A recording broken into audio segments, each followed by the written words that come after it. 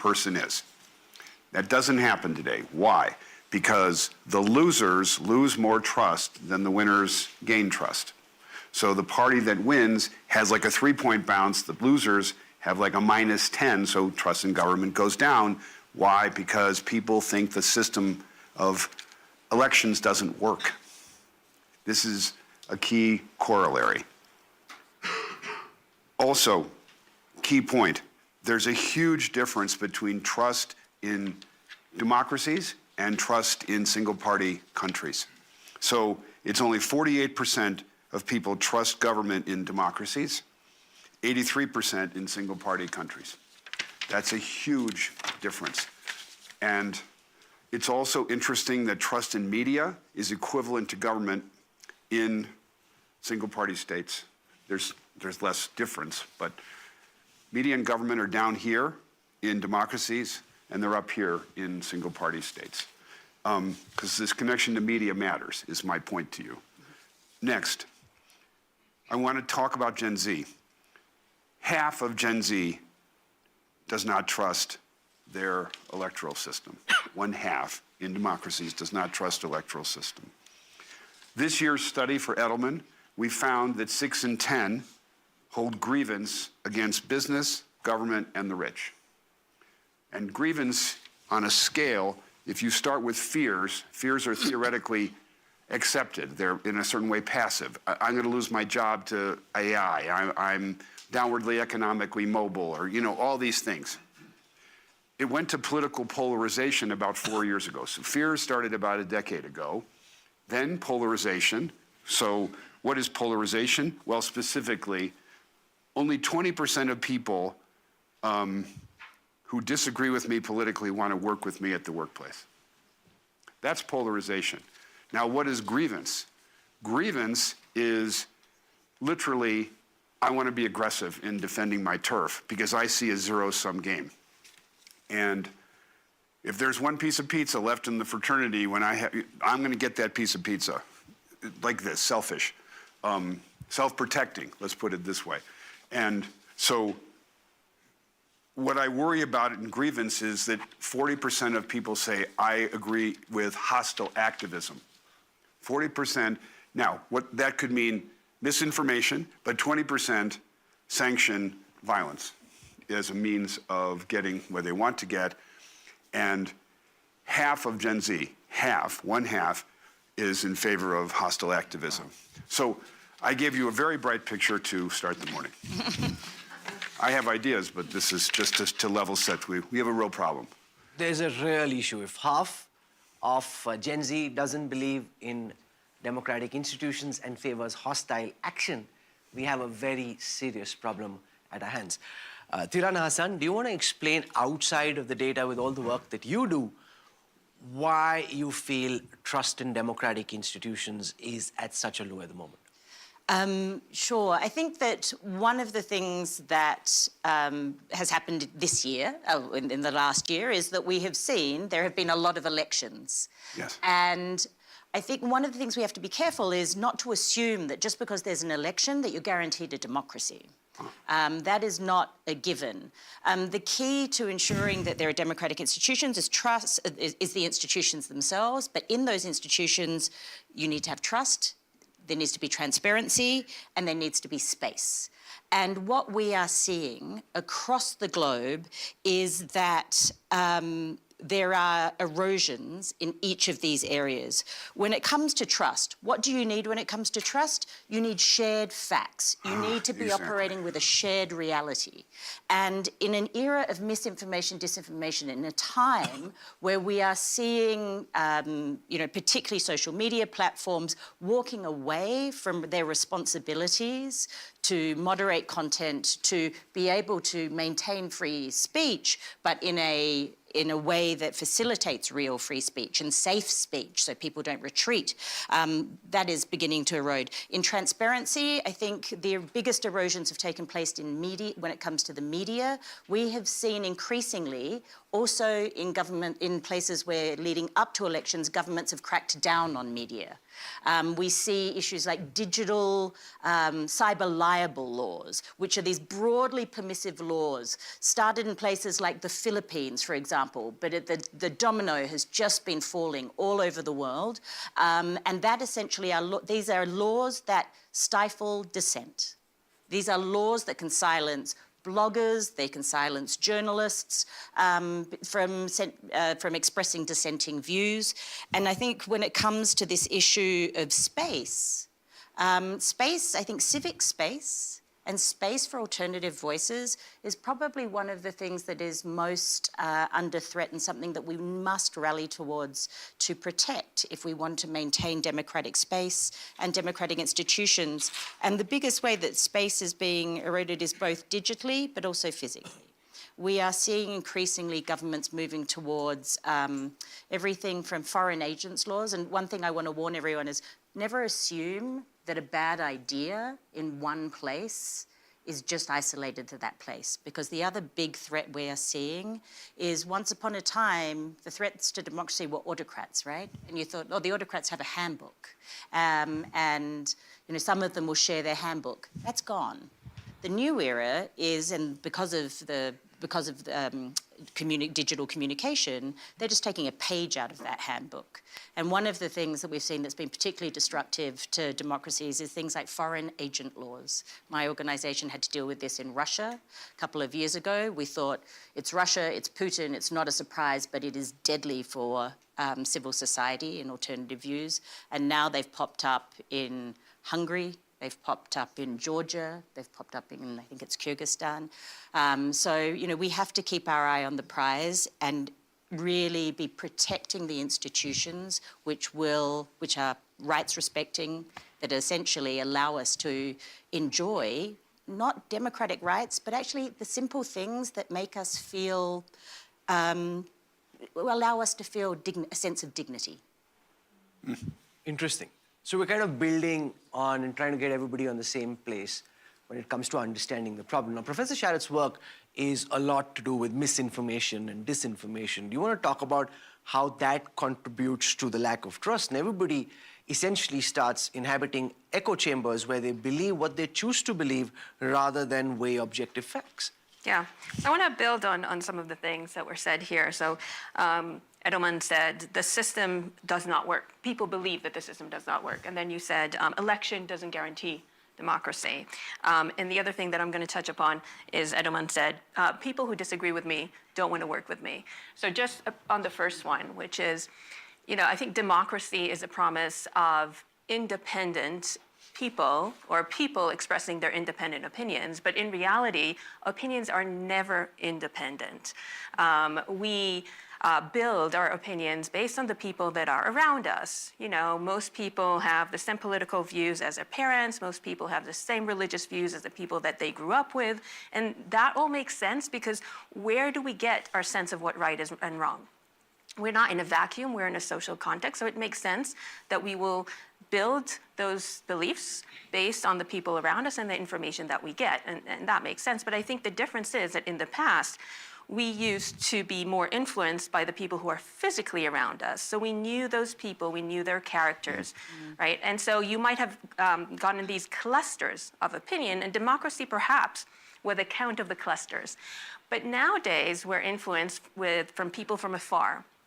We've never met these people, we don't really know them, and individuals from afar can have huge influence across the globe, which is a little bit what you said about, one bad idea quickly can influence a lot of different people. And the problem now is that a handful of individuals who own social media platforms have this extraordinary influence over billions, and some of these individuals are the same one in power or have power over the government, and that's part of the reason that people don't have trust anymore, right? And I mean, on top of that, not only are we continuously told there is misinformation, fake news and so on, but also because we're told there's misinformation, we can't believe what is true, right? Not only are we believing what is not true, but to me, even the greater problem is we no longer believe what is true, because how can we tell the difference? You can't really know if an image or a video is true or not. And we go and we vote based on things that are far from us. The war in the Middle East, the war in Ukraine, we're not there physically, most of us. And so we can't really know what's going on. And you see this in social media all the time when there is a lot of debate about the facts, what is really going on. And I don't mean morally, I just mean actually what's going on, and that's a problem. And so because we can't know what's true, the way that we make this decision is based on what we want to be true, right? We have a motivation. And so if there's information about our candidate doing things that they shouldn't be doing, or a party doing things that they shouldn't, we can just say, well, I don't believe that. It makes sense, right? So that's a problem. And then the other thing I wanted to kind of touch upon is you said people who disagree with me don't want to work with me. And we have a study that shows that people are more likely to get information from people who are like them politically, even when that information has absolutely nothing to do with politics. So we did this experiment where you had to make decisions about math and geometry. It was kind of a task. If you did well, we gave you money. And you can see the answers of other people. So you could learn who's really good at math and geometry and who's not very good. And then to help you, you could say, I want advice from this person. Right? But what we found is that people wanted advice on math and geometry from people who had similar political views as they did, despite the fact that they could see who's better, and they lost money because of it, right? And not only did they ask those people for information, they also were more likely to believe them. And so we wrote a little op-ed about it, and it had the title, which we didn't choose, but it was, this was in the New York Times, and the title was, would you go to, what was it, a conservative doctor or like a Republican doctor it was. Would you go to a Republican doctor? And there's a lot of comments in next to the article, and people said, no, I wouldn't. Because, the New York Times leans one way, and so I think that's absolutely true. Fascinating insights to kickstart this conversation. In a while from now, I'm going to go around the audience and get you all to engage, and so have your questions ready and start thinking about how you want to get involved with this conversation. But let's spend a moment, Richard, talking about whether this is the new normal. Are things likely to get worse, or is this just a temporary phase to do with the likes of, say, Donald Trump, who's very actively wanting Canada to believe it's the 51st state, wanting Greenland to think that they'll find a way of integrating that with the United States and taking over the Panama Canal. So they were actually working on creating that fear psychosis. Do you think this is the way it's likely to stay, or do you see this as being a short-term phenomena with democratic institutions bouncing back organically? So government is at the very bottom in terms of both competence and ethics. You need to think of it 2 by 2. If the x-axis is competence and the y-axis is ethics, business is in the top right corner, bottom left corner. What does government have to do in order to regain this? The thesis I would have is trust is built locally. Historically, trust is delivered top down. Moses model, et cetera, Jesus, Mount, all that stuff. It's Friday morning. You're supposed to laugh a little. So then about 20 years ago, we started to reject traditional leaders after Iraq, after the global recession, 2008. So trust went peer-to-peer, horizontal. In COVID, what we learned is that trust goes local. In my pharmacist, things people, as you said, that I trust you if I know you, I can see you, even if there was a lockdown, but you get the point. So I think there's magic in trust being local. Mayors, pastors, informal sources of influence. Doctors, teachers. Yeah, unfortunately, because of COVID, we reject experts. We reject classic authority figures. So again, the people who also can implement more quickly will believe. I don't think we should expect trust in national to improve too quickly. However, one insight, government has to be good for someone like me. I'm selfish now. I want it to improve my life. Show me through actions that I should believe again in government. because it's too, I don't know, tied up in partisan arguments. And I don't care. I want to make more money for my family. And the key point is, we've lost belief that our families will be better off in the next generation. We have to trust that it will work for us on that very simple exercise when the middle class goes down, et cetera. So those are the people who are the most alienated. Tirana, one of the points in the Edelman Trust Barometer is the fact that rising global inequality festers distrust, because you think the rich guys at Davos and elsewhere are getting richer, I am not benefiting, and that creates distrust by itself. Yeah.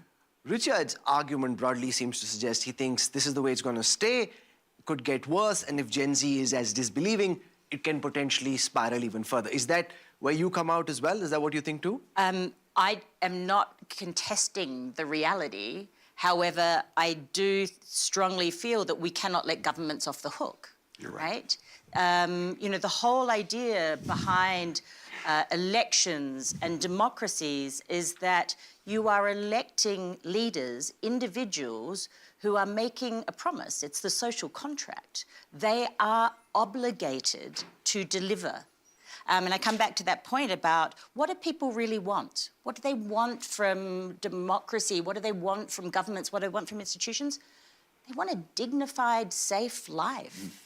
I just think we really need to centre that issue on human dignity, which is where I come to your point, which is, you know, when people go out to elections, they go with great promise.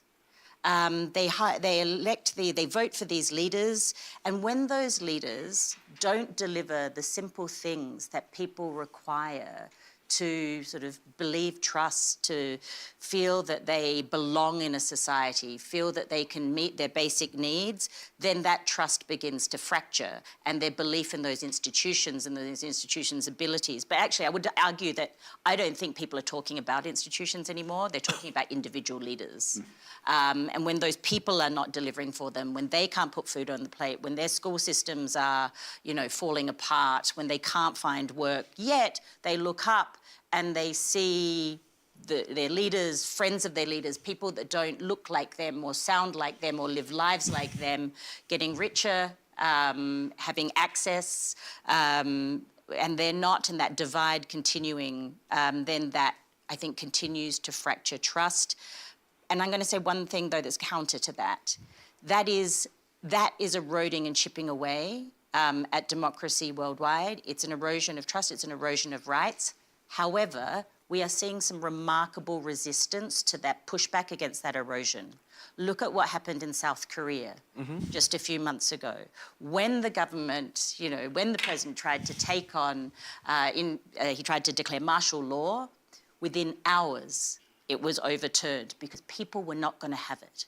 And if it wasn't going to be delivered by their elected officials, then they were going to take to the street and push them to make a difference. You know, look at Bangladesh. It's very early days yet. I'm not saying that everything in Bangladesh is solved, but it was people. It was started with students who got up and took to the streets because they were sick and tired of corruption and of leaders not delivering. So I think it can be a motivator for good. The counter to your argument is you don't know what emerges from the pushback from the streets. You mentioned Bangladesh, for example, where, say, well-meaning young students oppose what they think is an autocratic government that is subverting elections and not listening to their voice. But potentially, the country could spiral towards hardline Islamism, which was the previous government was far more secular, far more liberal, and therefore we again don't know what happens in South Korea. So the challenge is this spontaneous protest and pushback from the streets can throw up any kind of outcome. Absolutely, but I'm going to come back to this point. Democracy, just because you have election, you're not guaranteed democracy. Just because you have a revolution doesn't mean you're guaranteed a stable future. All of these things take work, take institution building, and it's not going to be a surprise coming from me. I'm the Executive Director of Human Rights Watch, a human rights-centred approach. Okay, so whenever you're ready to ask a question, put your hand up, and we'll have a mic out, and we'll get some of you to join in. But before that, I want you to spend a moment, Professor Sharot, explaining whether you think that these are trends which will change in time automatically and you're seeing some pushback, or do you think it's likely to get worse? Yeah, so to answer, I study the brain and I study psychology, so I'm going to give you an answer from what we know a little bit about how the brain works. And I think an important element here is something that's called habituation, which is our tendency to respond less and less to things that are constant around us. So there might be like a noise in the background, a little bit of AC, but it's been there so long that we no longer notice it and no longer respond to it emotionally, physically. The same sort of principle applies to more complex things in our life and our society, which is things that could be quite salient and quite disturbing at the beginning. If they've been there for a while, we start just getting used to it. We don't even notice it, we don't have the same emotional reaction, and so we're less motivated to act and to change. And we see this in the political sphere all the time. And just like, things like rudeness online. When you first were exposed to social media, perhaps, and to the rudeness and the things that people say, you may have had a really strong emotional reaction, but after seeing that 100 times, we just don't. We expect it, right? And so if we look from that angle, there is a danger that actually we're just going to accept it. And if we accept it, then things may continue as is. And in fact, they can actually get worse. If they get worse slowly, then the likelihood of a reaction is smaller. And we see this in history all the time. If you go back to World War II, for example, people who were there, they talk about what happened as something that kind of grew slowly, and suddenly, it's a cornfield, and the corn is above their head, and they didn't even notice growing. So I think that may be the danger. We have a packed house here this morning. I'm happy to take some questions from the audience. So who wants to go first? Just put your hand up, and whenever you're ready, I think this lady wants to ask the first question. So go on, ma'am. We hear you. Yeah, now. I don't have a question. I want to say something. I agree, Mrs. Sharot, to the opinions you say that we have people, we take it from people around and also physically, but I think what it's really missing is the courage to have an own opinion, and I think this could help people, because I think generally opinions is very hard for people to say the truth. They're afraid of these people, they get the opinion often in relationships, in a lot of stuff, and I think this in a way could help, because if you don't have this opinion, you might got it from people around, and it's a little bit different. Not everybody has the courage to go ahead, and I think this could help to get ahead for the democracy and so on. So that's in the form of an observation. Can I just answer quickly? We had this session the other day about engineering social norms, and one of the things we talked about is there's often a norm that a lot of people don't agree with, but they don't, as you say, they don't have the courage to voice their opinions until person zero arrives. This is a term that my co-author, Cass Einstein, came up with. Person zero is a person that actually voices the opinion, and in the Me Too movement, we see these person zeros.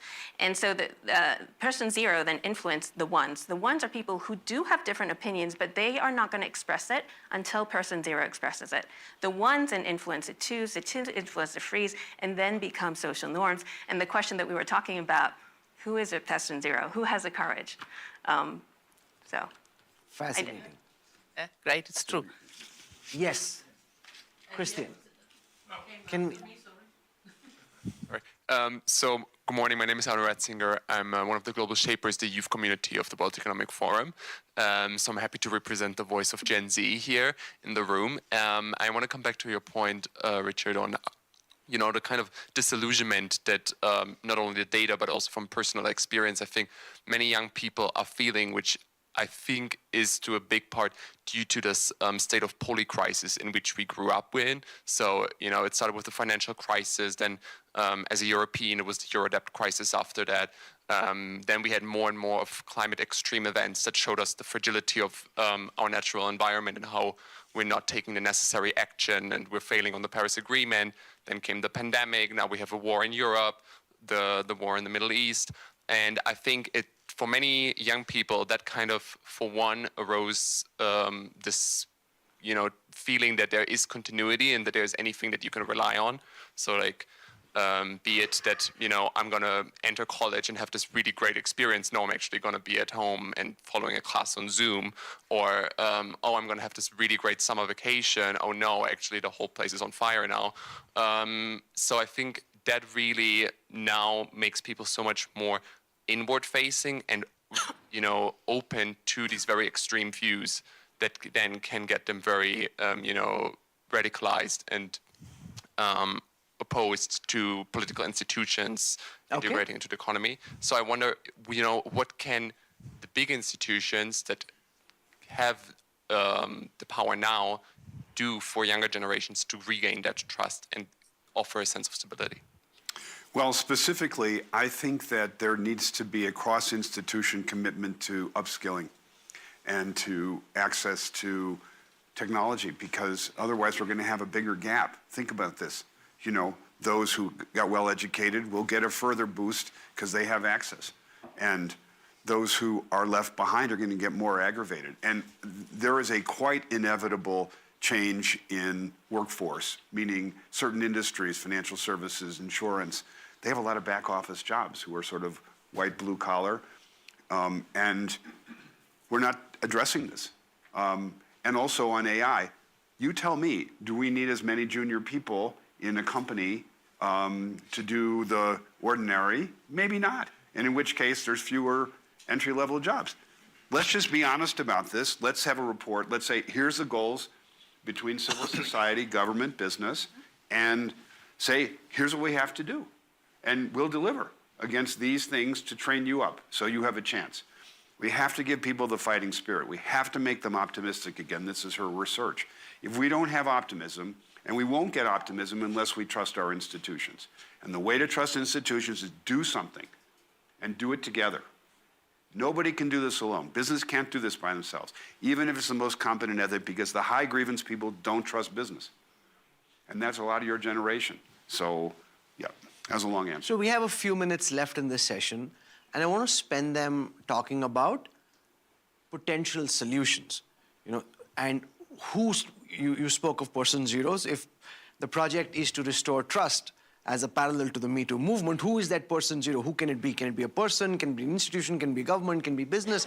And what can be done? So I'll start by getting you, Ms. Hassan, to talk about what you think can be done to try and begin restoring some of this trust. Richard's going to give me a tip. I don't know. No. As your PR person, what are you telling me? Go ahead. So I'm going to just focus on two for the sake of time. I'm going to come back to trust. How do we build trust? We have to center ourselves in being a facts-based world. We cannot continue to make decisions to interact with each other based on misinformation, disinformation, or views which are formed and which are misinformed. And so we do that by walking back from, here's a very concrete thing. We need to make sure that the platforms in which we are having these conversations, if we're not all meeting in person, although as we should, but we're not, if we're not all meeting in person, those platforms have to be responsibly run. But they're pulling away from that responsibility. Right. So Meta just announced they're ending their fact-check program. And you can imagine Human Rights Watch has a big problem with that. For a number of reasons. That was a whole other panel the other day. You can catch it online. But look, we need to stop this erosion. We need to ensure that there is responsible moderation. And the other thing is we need to push back on this myth that social media platforms or the media platforms and technology platforms can regulate themselves. There needs to be regulation. And then when it comes to space, we need to ensure that we are mobilizing, and when we see the first indications of crackdowns on dissenting voices, on civil society, on free press, we must maintain the institutions, the organizations, the spaces that allow us to hold our leaders to account. We need democracies, rights-respecting societies will only thrive if the checks and balances exist. That is ensuring that we have media that can ask the hard questions and then get those facts to people. It also means ensuring that the courts and the systems that we can actually challenge bad decisions in,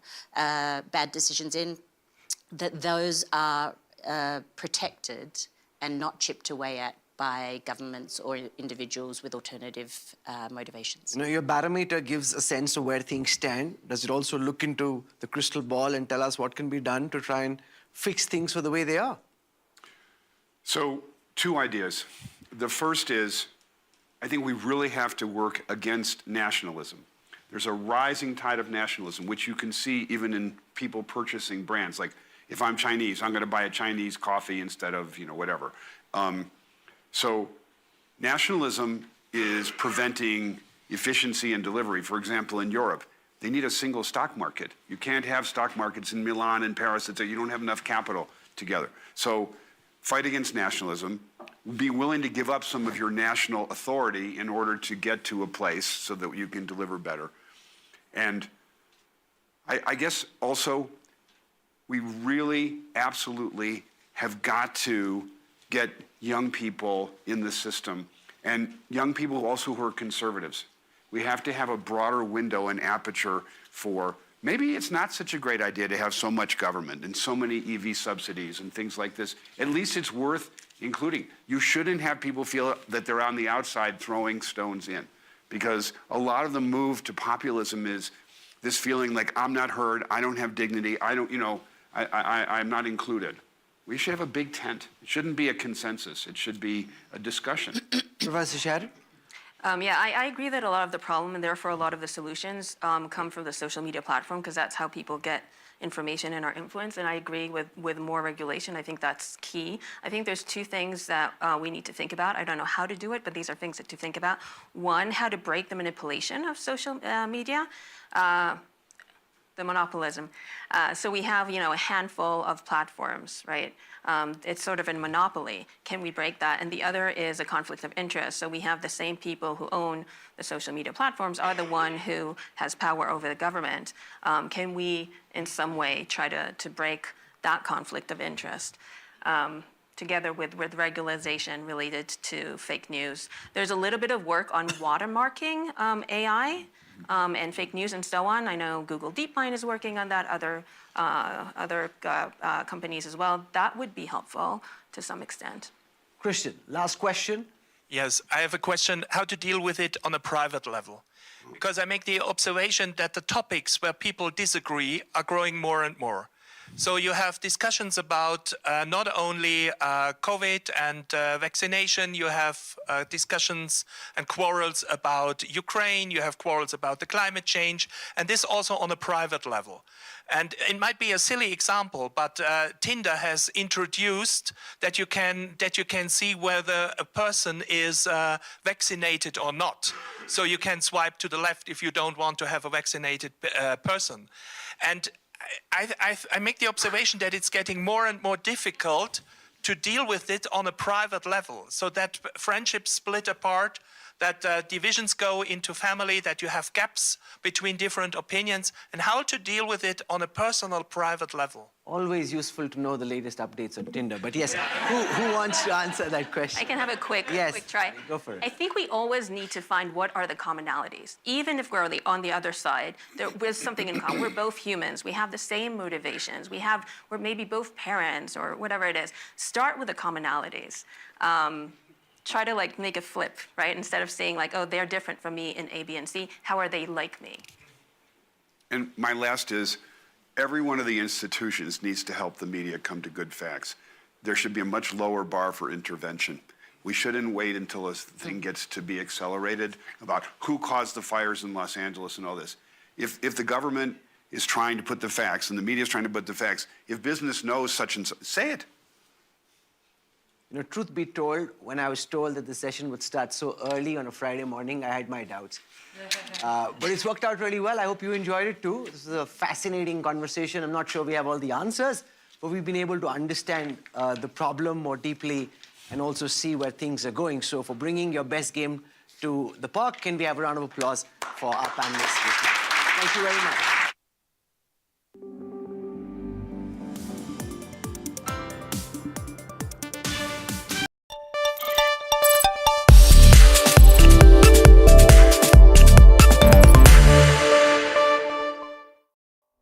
Hello and welcome.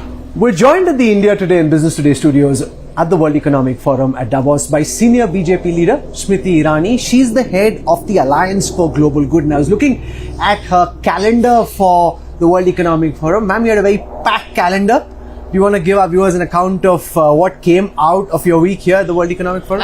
Rahul, this agenda, this alliance began last year. And the intention was that there is a philanthropy